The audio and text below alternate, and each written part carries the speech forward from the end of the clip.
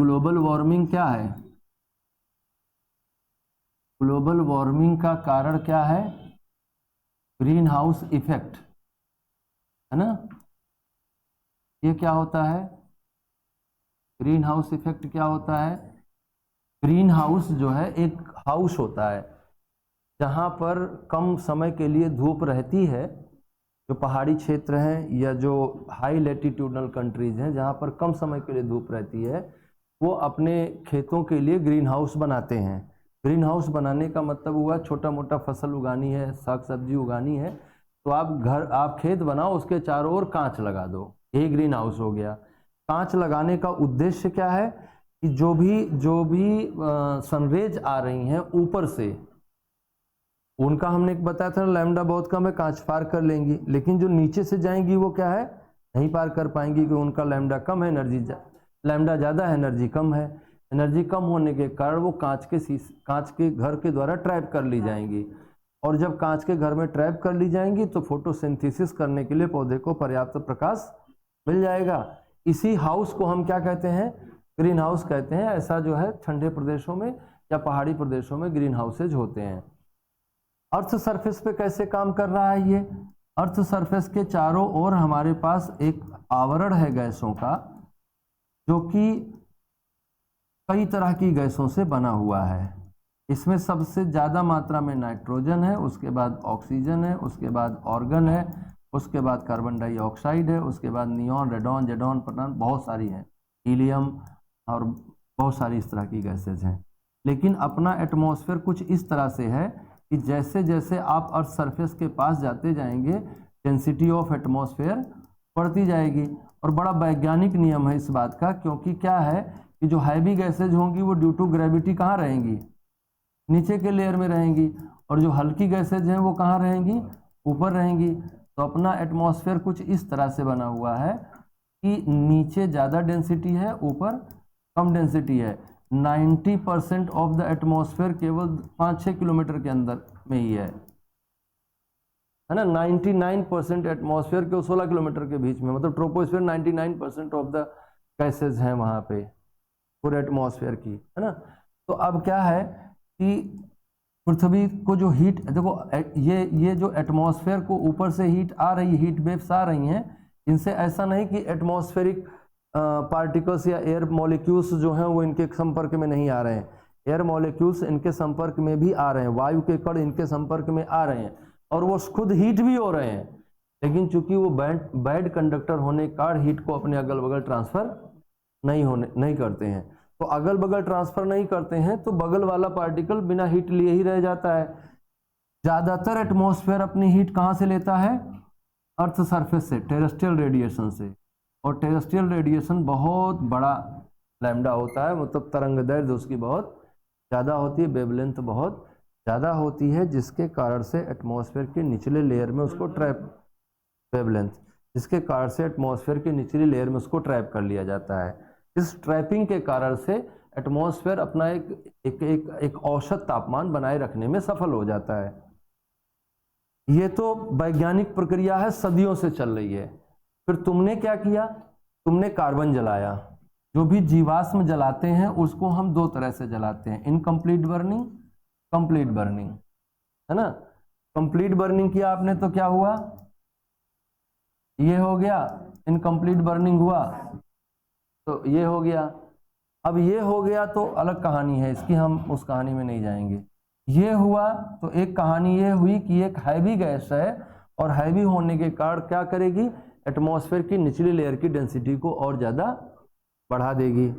और जब एटमॉस्फेयर की अभी हो क्या रहा है, ग्लोबल वार्मिंग का असली कहानी क्या है कि CO2 की मात्रा बढ़ रही है, मीथेन की मात्रा बढ़ रही है, जिसके कारण से वायुमंडल की निचली परत ज़्यादा डेंस होती जा रही है।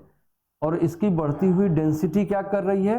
टेरेस्ट्रियल रेडिएशन को रोक ले रही है, टेरेस्ट्रियल रेडिएशन को बाहर नहीं जाने दे रही है, नीचे रोक ले रही है, जिसके कारण से सरफेस के तापमान में वृद्धि हो रही है, सतह के तापमान में वृद्धि हो रही है। और सतह का बढ़ता हुआ तापमान क्या क्या समस्याएं निर्मित करेगा? अनकाउंटेबल समस्याएं निर्मित करेगा। बहुत सारी समस्याओं को अभी तक हम गिन पाए हैं और हम आपको यकीन से बता रहे हैं कि अभी सारी को नहीं गिन पाए हैं आप। अभी और क्या क्या बदलाव आएगा तापमान के बढ़ने से, उसका पूरा अनुमान अभी तक नहीं लगाया जा सका है। हम जैसे उसमें से सबसे ज़्यादा चिंतित जिस बात को लेकर हैं वो कौन सी बात है कि आइस लाइन शिफ्ट कर रही है ना। आइस लाइन शिफ्ट हो रही है। आइस लाइन क्या होती है? पृथ्वी की सतह से वो ऊंचाई जहां पर पानी बर्फ बन जाता हो। जैसे हम जानते हैं कि एक सामान्य सा नियम है जिसको नॉर्मल लैप्स रेट कहते हैं। नॉर्मल लैप्स रेट जो ज्योग्राफी में पढ़ा होगा ना, सामान्य ह्रास दर।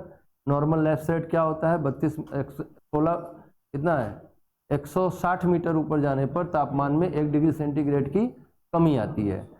165 पे 165 मीटर ऊपर जाने पर तापमान में 1 डिग्री सेंटीग्रेड की कमी आती है। तो अगर मान लीजिए कि सरफेस का तापमान 16 डिग्री सेंटीग्रेड है, तो ऐसे ऊपर जाते जाते जाते जाते जाते जाते एक अवस्था ऐसी आएगी कि तापमान जो है 0 हो जाएगा। और जहां पर वो 0 हुआ वो क्या हो गया? आइस लाइन हो गई। और आइस लाइन के ऊपर क्या मिलेगा? आइस कैप मिलेगा। अब अगर आइस लाइन ऊपर के लिए शिफ्ट हो रही है तो क्या होगा? मेल्टिंग ऑफ आइस बढ़ जाएगा। और मेल्टिंग ऑफ आइस बढ़ जाएगा तो आपका जो वाटर साइकिल काम कर रहा है, समुद्र से लेकर और पर्वत तक एक वाटर साइकिल काम कर रहा है ना, वो वाटर साइकिल क्या होगा? डिस्टर्ब हो जाएगा और आपका मेल्टिंग रेट ऑफ आइस बढ़ जाएगा। और मेल्टिंग रेट ऑफ आइस बढ़ने के कारण से क्या होगा? नदियों में पानी बढ़ जाएगा। नदियों में पानी बढ़ने से समुद्रों का जलस्तर बढ़ जाएगा। और मैं आपको बता दूं कि वाष्पन की दर जल की कुल मात्रा पर निर्भर नहीं करती है, बल्कि खुले हुए क्षेत्रफल पर निर्भर करती है। और समुद्रों का खुला हुआ क्षेत्रफल तो वही है, जल की मात्रा चाहे जितनी हो। तो अतिरिक्त जो जल जा रहा है वो क्या करेगा? सी लेवल को बढ़ा देगा। सी लेवल बढ़ जाएंगे तो छोटे आइलैंड्स खतरे में हैं। जो आइलैंड कंट्रीज हैं जैसे मालदीव वगैरह खतरे में हैं। छोटे आइलैंड डूब जाएंगे आने वाले टाइम में। तो एक तो चिंता का सबसे बड़ा विषय ये है। दूसरा विषय, भगवान न करे कि आइसलाइन शिफ्ट करते करते यहाँ चली गई, नदी सूख गई, खत्म नदी। तो अगर वहाँ चली गई, अगर मान लो गंगा नदी सूख जाए, भगवान न करे ऐसा हो, गंगा नदी सूख जाए तो उत्तराखंड, उत्तर प्रदेश, बिहार, बंगाल में भारी पेयजल संकट, सिंचाई के जल का संकट, मतलब जल संकट, भारी जल संकट का सामना करना पड़ेगा। और मवेशी और आदमी ऐसे पानी के बिना तड़प तड़प के मर जाएंगे। सोचिए पर्यावरण सुरक्षा कितनी जरूरी है। लेकिन हम में से किसी को कोई चिंता नहीं है। होगा तो होगा। और जानते हैं ये जो तड़प के मरेंगे तुम्हारे बच्चे होंगे। तो तुम्हारे बच्चे होंगे, नहीं तो तुम्हारे बच्चों के बच्चे होंगे। सोचो जरा, ऐसा थोड़ा ना कि वो तड़प के मरने वाले कहीं और से आएंगे। समझ रहे हैं ना? क्लाइमेट चेंज के ये चैलेंजेस हैं। क्लाइमेट चेंज कोई नई घटना नहीं है। आपने पढ़ा होगा ज्योग्राफी में कि जब से सृष्टि का निर्माण हुआ है, पृथ्वी, आपने सुना होगा पहले गर्म लावा थी, पृथ्वी गैस थी, तो कैसे वो बदल रही है अपने स्वरूप को। क्लाइमेट चेंज तो हो ही रहा है ना। क्लाइमेट चेंज एक सतत चलने वाली क्रिया है। क्लाइमेट चेंज के कारण ही हमारा अस्तित्व आया है। आपने कई क्लाइमेट चेंज पढ़े हैं अपने स्टडी के दौरान कि पहले बर्फ जमा थी, फिर ये हुआ, फिर वो हुआ। तो क्लाइमेट चेंज एक सतत चलने वाली प्रक्रिया है। पर हम लोगों ने क्या किया? उसको स्टिमुलेट कर दिया, उसको और तेज कर दिया। जैसे कार्बन डाइऑक्साइड हम बनाते, ठीक है, लेकिन कार्बन डाइऑक्साइड के कंजप्शन भी करते। हमने उल्टा काम कर लिया। हमने जो पेड़ काटा तो कार्बन डाइऑक्साइड का कंज्यूमर कम हुआ, और उसको जलाया तो कार्बन डाइऑक्साइड और बढ़ गया। तो एक तो उसका कंजप्शन कम किया, साथ साथ उत्पादन भी बढ़ा दिया आपने। तो आपने दोहरा गड़बड़ी करी।